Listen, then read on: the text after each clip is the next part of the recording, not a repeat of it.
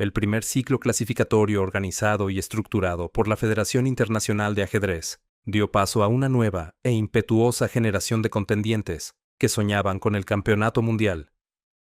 Entre ellos, destacaron muy especialmente David Bronstein e Isaac Boleslavsky, dos jugadores que lograron imponerse con contundencia a varios de los grandes favoritos de la época, convirtiéndose pronto en las figuras centrales de un ajedrez soviético que no paraba de crecer en dominio e influencia.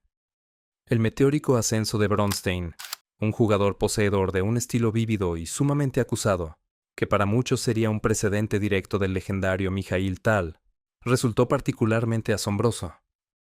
En apenas unos pocos años de vertiginosa progresión, conquistó de forma brillante el primer torneo interzonal de Saltsjöbaden en 1948 y se colgó 2 merecidas medallas de oro consecutivas al imponerse en los durísimos campeonatos de la Unión Soviética de 1948 y 1949.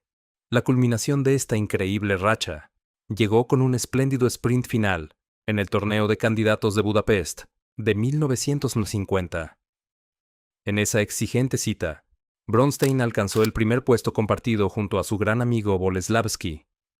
Ambos finalizaron igualados en lo más alto de la tabla, sumando 12 puntos sobre 18 posibles, superando nada menos que al fortísimo Vasily Smyslov. Para decidir quién sería el aspirante oficial al trono, el empate obligó a disputar un tenso match adicional, que finalmente fue ganado por Bronstein por 7,5 a 6,5. Ese triunfo le otorgó el anhelado derecho de desafiar al mismísimo Mikhail Botvinnik por la corona de campeón del mundo. Aquellos brillantes resultados reflejaban algo mucho más profundo que el simple éxito coyuntural de 2 jóvenes y talentosos maestros.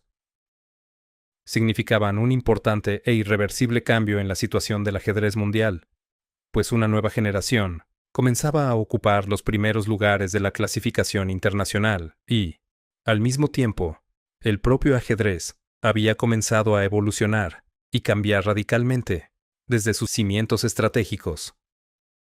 Un antecedente vital para comprender este fenómeno había tenido lugar durante la luminosa primavera de 1946, en el transcurso del victorioso encuentro por equipos disputado entre Moscú y Praga. Allí, un joven David Bronstein sobresalió de manera rotunda, logrando una actuación inolvidable al sumar 10,5 puntos sobre 12 posibles. En ese vibrante evento, disputó 2 partidas que terminarían siendo históricas y que, en sus propias palabras, generaron un verdadero impacto en el mundo del ajedrez, contribuyendo a popularizar nuevas y audaces concepciones asociadas a la compleja defensa india de rey. Años después, recordando con indisimulado orgullo aquellas míticas victorias, el propio David Yonovich afirmaría: «Ambas partidas son muy famosas. Yo hice que la India de rey fuese famosa».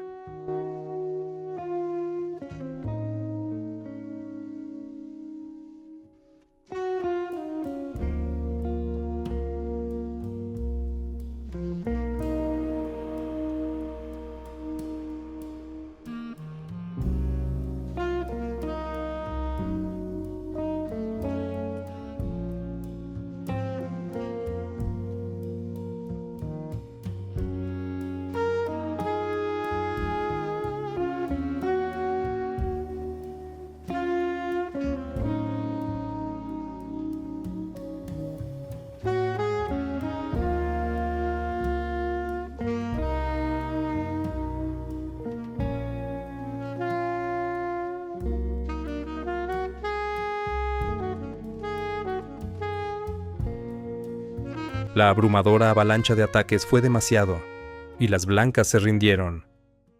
Esta trepidante partida pasó a ocupar de inmediato un lugar sumamente destacado, escribiendo, en efecto, una nueva y dorada página en la historia del desarrollo teórico del ajedrez, consolidando una forma inédita de entender y manejar las posiciones dinámicas y los complejos desequilibrios estratégicos sobre el tablero.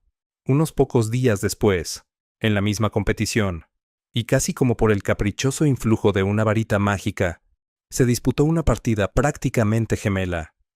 El siguiente rival de Bronstein se había dejado seducir de forma casi imprudente por las ideas y trampas expresadas en la partida anterior, dando lugar a un nuevo y explosivo enfrentamiento de características asombrosamente parecidas. Estas brillantes demostraciones de virtuosismo circularon ampliamente y fueron divulgadas por revistas de todo el mundo. Pasaron a convertirse en la indiscutida tarjeta de presentación de Bronstein, elevándose a la categoría de clásicas. A comienzos de los años 70, un analista describiría aquella pintoresca cascada de sacrificios como si se tratara de unas alegres salvas, celebrando el día de la victoria. En aquel primer y vibrante año de la posguerra, lleno de tantas esperanzas y expectativas, el viento fresco de las novedosas ideas de la India de Rey penetraba con fuerza arrolladora en el enrarecido ambiente del ajedrez internacional. Pero aquella refrescante ráfaga de viento estratégico no nacía de la nada. Procedía directamente de Ucrania y de su riquísima tradición ajedrecística. Primero desde Kiev, ciudad de origen del propio Boleslavsky, de Bronstein, y de su experimentado instructor Konstantinopolsky. Un poco más tarde, la influencia se extendería desde Odessa, ciudad en la que creció el poderoso Efim Geller, y luego desde Lvov, la cuna en la que apareció el inmenso talento de Leonid Stein. No se trataba, sin embargo, únicamente de popularizar la defensa india de Rey, ni tampoco de un simple relevo generacional de nombres en los torneos. Los nuevos y pujantes maestros ucranianos habían llegado a la élite, provistos de un nuevo y distinto bagaje ajedrecístico. No se habían limitado a copiar pasivamente lo establecido, sino que habían asimilado y procesado creativamente la inmensa y rica herencia estratégica dejada por las generaciones del pasado.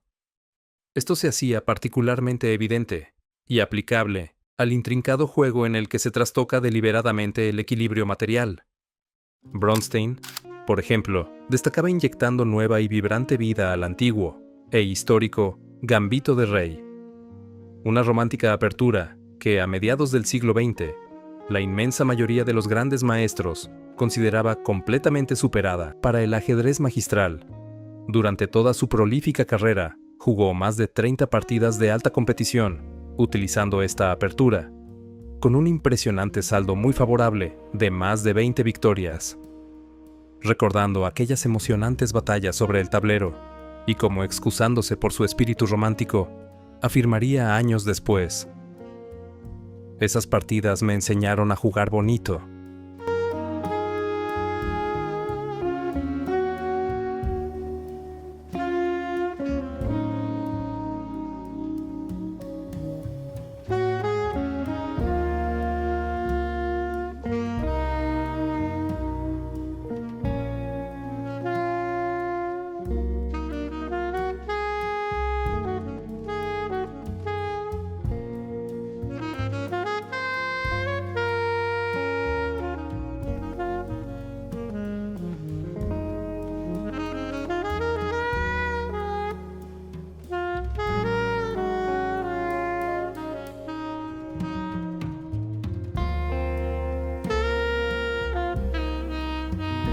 Vistos los antecedentes y el empuje de esta nueva ola, no resulta en absoluto sorprendente que el exigente torneo de candidatos de 1950 representase el triunfo definitivo y consagratorio de la escuela de Kiev. Bronstein y Boleslavsky habían logrado dejar atrás en la clasificación nada menos que al gran Smyslov y al enorme Paul Keres. Aunque Smyslov seguía buscando perfeccionar su legendaria armonía, y más tarde asumiría el protagonismo absoluto, tras absorber y procesar las lecciones de la experiencia de Kiev. Y aunque Keres aún arrastraba dolorosamente el trauma y las difíciles consecuencias de los oscuros años de guerra y posguerra, hay un hecho irrefutable que permanece inalterable en la historia. En aquel momento preciso, los 2B jugaban un ajedrez mucho más interesante y profundo que nadie. Incluso exhibían las ideas más frescas y vibrantes del momento, personificando en la práctica de los torneos el progreso imparable del pensamiento ajedrecístico.